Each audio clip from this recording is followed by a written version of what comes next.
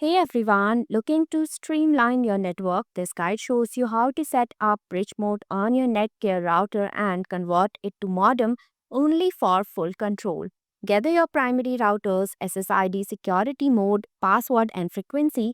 Log into the Netgear router, go to Advanced Setup and enable bridge mode and enter the primary router's Wi Fi details. Apply settings and reboot. The Netgear router will now act as a bridge for wired devices.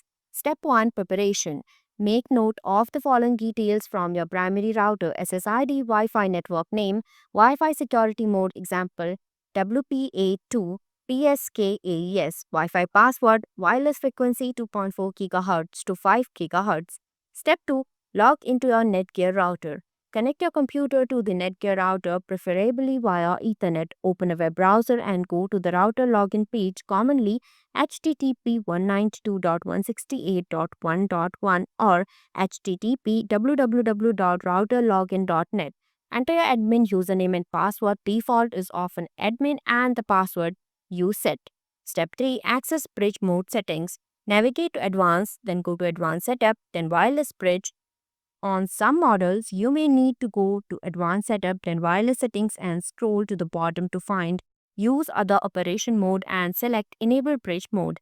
Step 4 Enable Bridge Mode. Check the box labeled Enable Bridge Mode. Click the button to set up Bridge Mode wireless settings. Step 5 Configure wireless bridge settings. Select the wireless frequency band 2.4 GHz or 5 GHz that matches your primary router. Enter the SSID network name of your primary router. Select the correct Wi-Fi security board, example WPA2 PSK AES. Enter the Wi-Fi password of your primary router. Optional: set a static IP address for the Netgear router within your main network's range if required. Step 6 Apply and reboot. Click Apply to save settings. The router will reboot and attempt to connect to your primary router as a wireless bridge. Important notes: when in bridge mode, the Netgear router's own Wi Fi for client is typically disabled. Only wired devices can connect through its LAN port.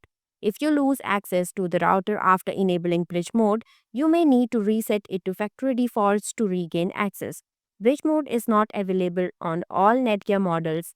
Check your router's documentation for compatibility. Thanks for watching this video. If you like this video, please hit the like button, and if you want to see more videos, hit the subscribe button.